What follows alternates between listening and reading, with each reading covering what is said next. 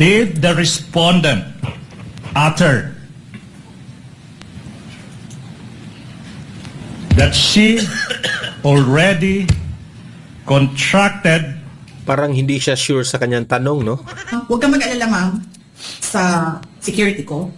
Kasi may kinausap na ako na tao. Sinabi ko sa kanya, kapag pinatay ako, patayin mo si BBM, si Lisa Araneta, at si Martin Romales. No joke. No joke. Nagdilin na ako, ma'am. Pag namatay ako, sabi ko, huwag ka tumigil na hanggang hindi mo mapatay sila. Ang lahat guys, bago natin ito pag-uusapan, help me po muna na i-like at saka i-share itong video natin para guys kakalat ito sa taong bayan at sa mga first time na nanood dito ay makaparticipate sila. At sa mga first time dito sa aking channel ha, kung first time yung nanood dito at nagustuhan nyo ang ating talakayan, yung ating banatan, ay mag-subscribe na rin kayo ha para updated kayo lagi sa ating mga trending na balita. Ang subscription po ay walang bayad yan, libre lang yan, okay? So paldo na kayo dito. Ito na nga, no, inilabas ng mga prosecutors ang kanilang witness. Napalpak naman. Kasi po, may sila, video evidence sila na nakakatawa. Yung ginamit nilang mga ebidensya, yun ring mga press conference ni VP Sara.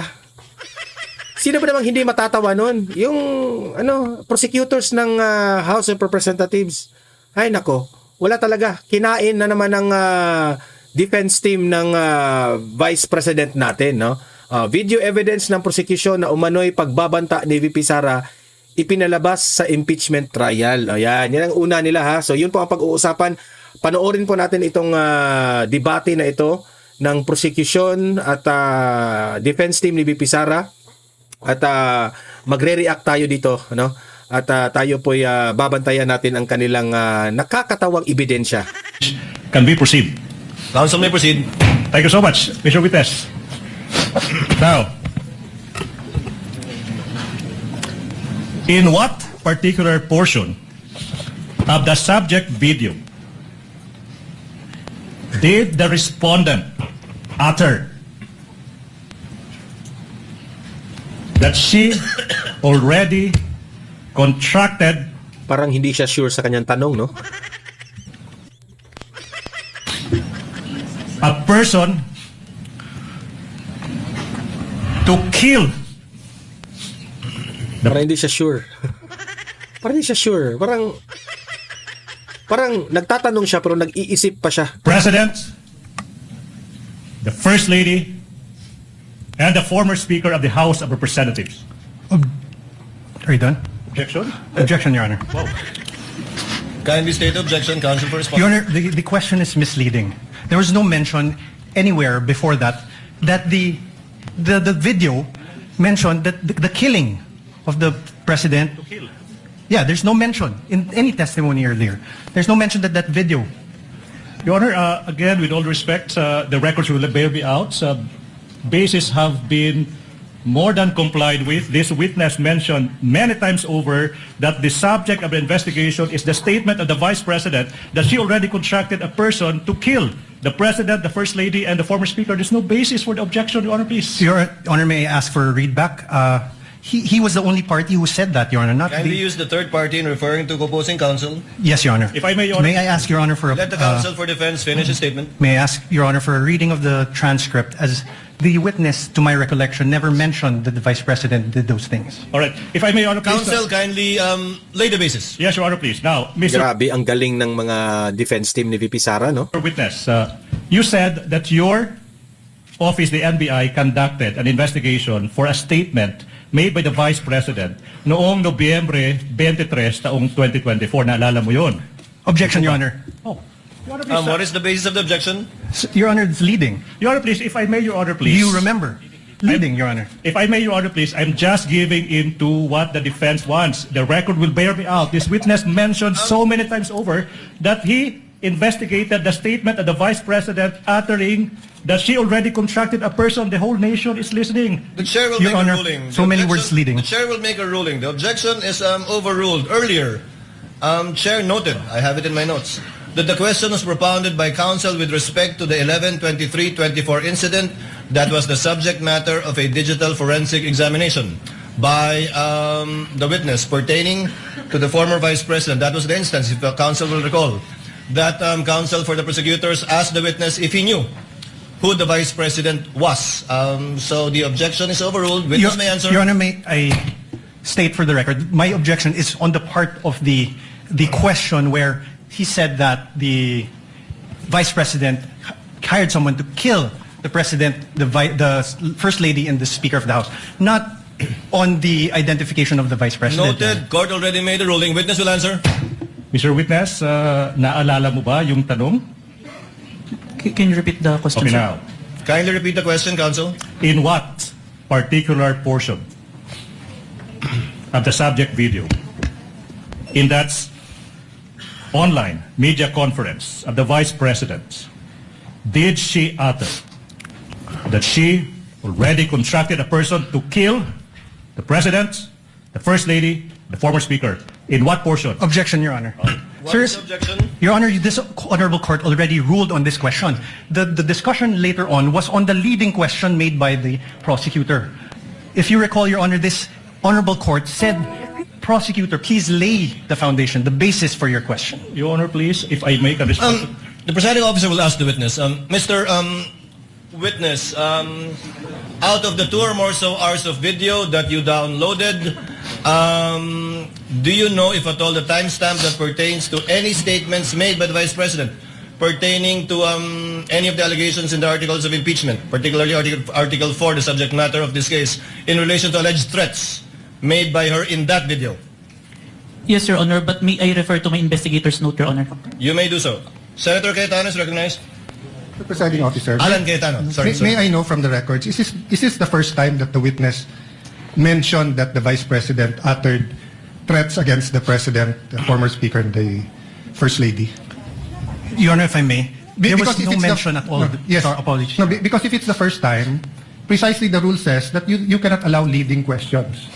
Whether it's from the judges, whether it's from the presiding officer, or from the defense, or the... So meaning, you lay the basis. Simply, you ask him, ano yung laman ng video? Pag binanggit na niya, na may ganito sa laman ng video, then you can ask him na directly what part. So, all of us want to expedite it, but let's follow the rules. So that's why I'm asking, has this witness this afternoon, I missed a portion because I have a headache and I had to eat before I drink medicine, but I was watching sa TV. But hindi ko pa narinig na sinabi niya to. Kasi kung hindi pa niya sinabi, Mr. Presiding Officer, can we just follow the rules and just lay the basis, ask him kung ano laman ng video, let him testify, tapos pag binanggit niya, then you can ask him, hindi na siya leading. But we shouldn't really ask leading questions because we'll violate the rules. So excuse me, but I'll just be very particular when it comes to the rules, and it's not against any group. Senator Judge Cayetano, it will take some time before we can quote-unquote appeal to the records. I'm trying to have them get it. But in lieu of that, that's why the chair tried to intervene. Can counsel kindly lay the basis for the witness to be able to identify the timestamp portions of the 2-hour video? All right, Your Honor.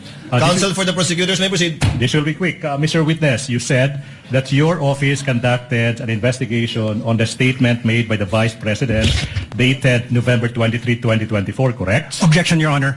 Leading. Your Honor. Your Honor, he's not on direct. He's... Overruled. Witness may answer. Yes, sir.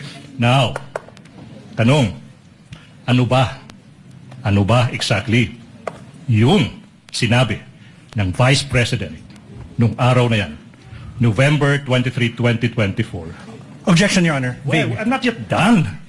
Well, Your Honor, the pauses of the prosecution are very confusing. Kindly let the counsel for the prosecutors finish his question Precisely, before Your you Honor. object. May I Counsel ask for the prosecutor also may proceed. may I ask, instead of this, Your Honor, may I ask that the Honorable Court direct the witness to allow me to object before answering? Because No. precisely the questioning of the prosecutor Okay, what? is there are many pauses, which it's confusing if he's done or not. Counsel, witness even on occasion forgot what the question was because he did not respond to the question of the prosecutor. Yes, Your Honor. So I just Court will make sure of that. Thank you, Your Honor. So kindly finish your question. Yes, if you want so- to state it again, counsel for the prosecutors. Maybe it's the tone. No? I'll be quick. What particular statements of the Vice President on that day did you investigate? Objection, Your Honor. Vague. Your Honor, please. Take, counsel for respondent, a bit of patience. Let the counsel Yes. finish. I don't think he's finished. The question is done. What particular statement on that day, did you investigate? How is that leading? Objection, Your Honor. Vague. Okay, not Your Honor- leading. Your Honor, please. Can I I didn't say address that, leading. Your Honor, please? Can I What was Whether- Counsel, what's the basis of the objection? Vague. All right. I will It's a indulge. 2 hour Your Honor, please. 36 I will 36 indulge, minute Your Honor, video, Your please. Honor. I will indulge. I will add these two phrases. It will never be. It will never be that. Now, Mr. Witness, what statement did the Vice President utter on that day, if any? Your Honor, Oh. same objection. There's a Honor, please. 2 hour 26 minute. What? Let the does he witness mean? answer. Counsel, this 2 hour and so minute video was done on the same day. Yes. Correct, Your Honor, but the question must be given with particularity. If the witness knows, witness may answer. Answer. Witness will please answer. Can I refer for my notes to identify the exact statement because I might said a statement that's not part of the actual statement. Signing officer will allow the witness to refer to his notes to refresh his memory. Go ahead, Mr. Witness.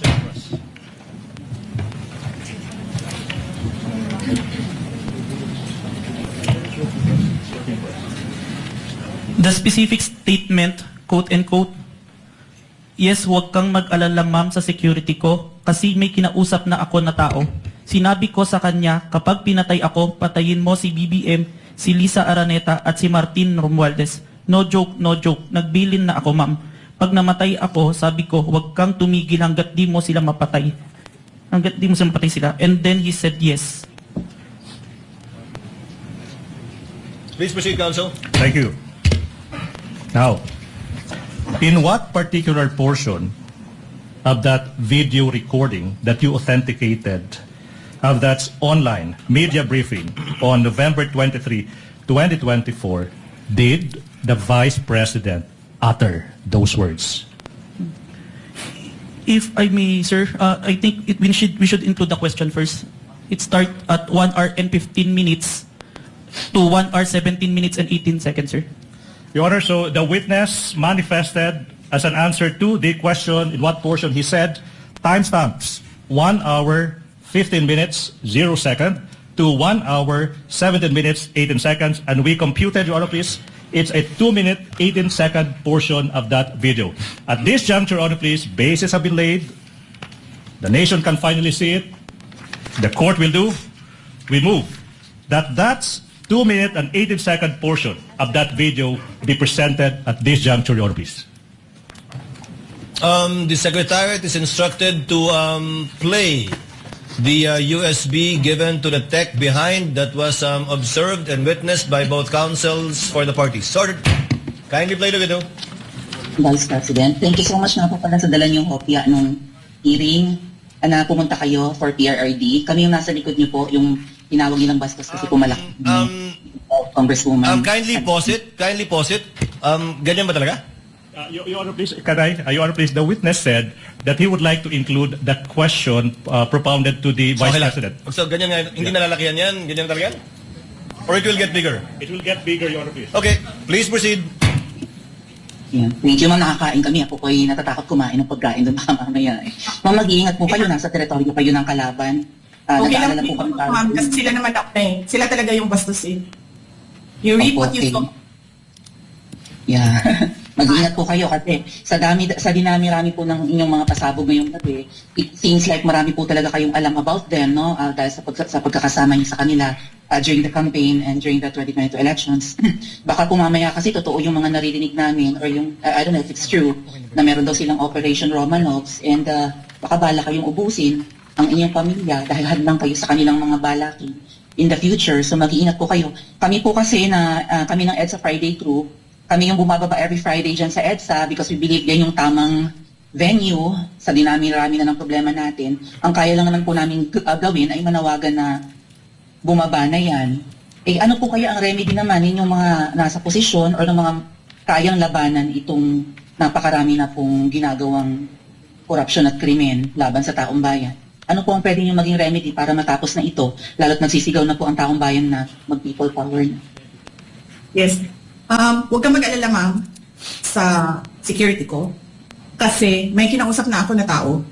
Sinabi ko sa kanya, kapag pinatay ako, patayin mo si BBM, si Lisa Araneta, at si Martin Romualdez. No joke. No joke. Nagbilin na ako, ma'am. Pag namatay ako, sabi ko, huwag ka tumigil, ha, hanggang hindi mo mapatay sila. And then he said yes. Malinaw naman yung sinabi ni VP Sara. Kung hindi siya mamatay, hindi rin sila mamatay. Ganun lang yun eh.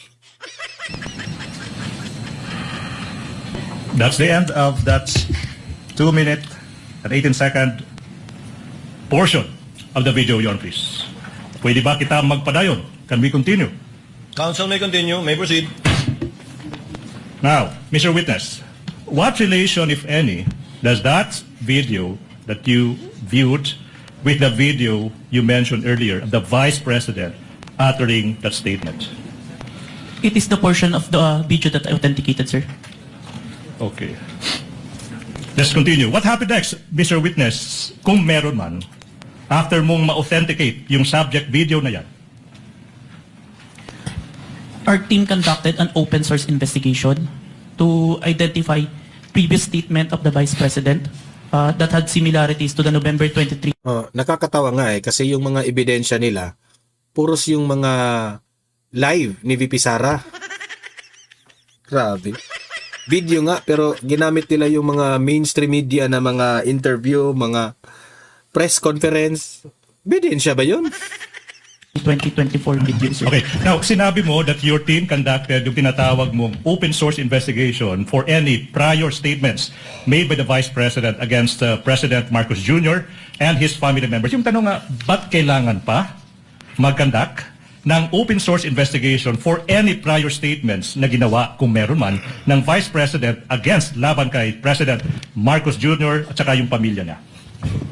As part of our standard procedure, sir, kailangan namin makita yung full context kung bakit ito nagsimula. Kaya nagtingin kami ng mga prior statement made the Vice President against the President and the family. Alright. Now, ano ba yung naging resulta, kung meron man, sa naging open source investigation nyo, Mr. Witness? We identified a video, October 18, 2024, an online press conference held by the Office of the Vice President, sir. Now, ano ba yung nakita nyo, kung meron man, sa naging press conference ng Vice President on October 18, 2024? There were similar statements uttered by the Vice President against the President, sir. So sinasabi mo na on that October 18, 2024 press conference, may mga nasabi din na mga statements yung Vice Presidente laban sa President. Yung ba sinasabi mo, di ba? Yes, sir. Now, yung tanong is, ano ba yung naging mga parehong statements ng Vice President sa araw na yan, October 18, 2024? To said the exact statement, may I refer to my investigator's notes, sir? Move, Your Honor, that this witness be allowed to peruse his notes to answer the question as to ano ba yung naging exact statement ng Vice President on October 18, 2024, Your Honor, please. Witness may confer with his notes. End quote. Gusto ko tanggalin yung ulo niya ba? I just imagine myself. Ginamit na naman yung sa press conference. Ay, nako. Sobrang nakakatawa itong ebidensya nila. Cutting his head. Wait, so sinabi ng Vice President, gusto kong tanggalin ng ulo niya, I imagine myself cutting his head. Now, ano pa yung naging statement kung meron pa? So doon, na-realize ko, toxic na, di ba? Ganyan na yung imagination mo. Sinasakal mo na yung tao. And then, I said, this is over.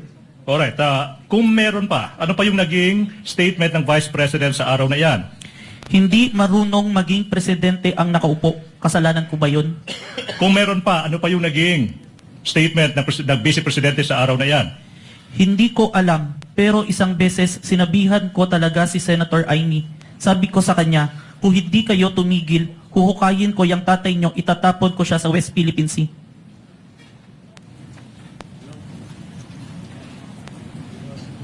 Your Honor, please, there's a manifestation of the good, the last statement. No such manifestation was heard by the presiding officer. Counsel may continue. Please proceed. Thank you so much. Kindly stated for the record, Senator Judge Soto, apologies from the presiding Thank you. officer. I did not get the exact words that were uttered during the last statement. Will the witness kindly repeat his answer to the last question propounded by counsel for the prosecutors? Yes, Your Honor. Hindi ko alam, pero isang beses, sinabihan ko talaga si Senator Amy. Sabi ko sa kanya, kung hindi kayo tumigil, huhukayin ko yung tatay nyo, itatapon ko siya sa West Philippine Sea. Huhukayin. May proceed, Your Honor, please.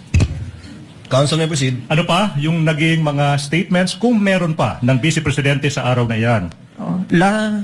Last statement, kung presidente nyo siya, okay lang. Ako hanggang vice president lang ako. Hanggang number 2 lang itong bansa na ito. Wala itong number 1 para sa akin. Are these all the statements, Mr. Witness? Yes, sir. Now, proceed. Now, ano ba yung nangyari kung meron man pagkatapos madiskubre ng NBI yung mga naging statements ng Vice President nung araw na yan, October 18, 2024? Like what we did to the main video, the November 23, I proceed to preserve and authenticate the October 18, 2024 video, sir. Again, for ano ba yung ibig sabihin when you preserve the video? It means that I make the necessary action to ensure that the evidence will be accessible at any time, sir. Alright, now, ano ba yung ibig sabihin? After mo ma-authenticate yung video, ano bang ginawa mo kung meron pa?